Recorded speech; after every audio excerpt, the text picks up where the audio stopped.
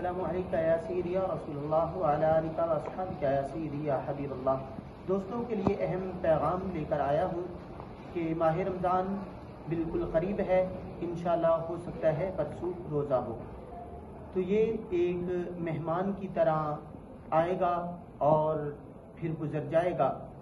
तो जिस तरह कोई ख़ास किसी मेहमान ने आना हो तो हम उसके लिए बड़ा ख़ास एहतमाम करते हैं। तो हमें चाहिए कि इस माह रमज़ान के लिए भी हम खूब तैयारी करें।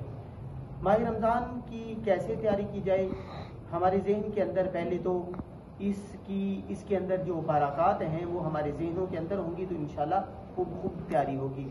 माह रमज़ान के अंदर अगर कोई बंदा एक फ़र्ज पढ़ता है तो अल्लाह तबारक व तआला 70 गुना सवाब अता फरमा देता है।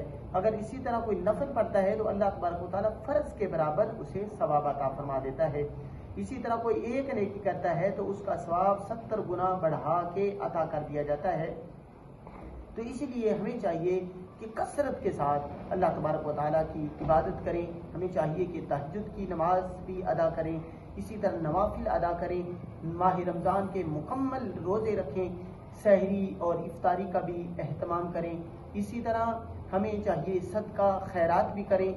जिस तरह इस माह रमज़ान के अंदर एक नेकी उसका 70 गुना ज़्यादा सवाब होता है, इसी तरह अगर कोई बंदा कोई गुनाह कर ले तो उसका अजाब भी बहुत ज़्यादा होता है। तो अगर कोई बुरा अमल करे तो उसका गुनाह बहुत ज़्यादा होता है। इसलिए हमें चाहिए कि इस माह रमज़ान के अंदर कि कसरत के साथ इबादत करें, अल्लाह तबारक व तआला की बारगाह में झुकें और गुनाहों से बचें। दुआ है कि अल्लाह तबारक व तआला हमें अमल की तौफीक अता फरमाए।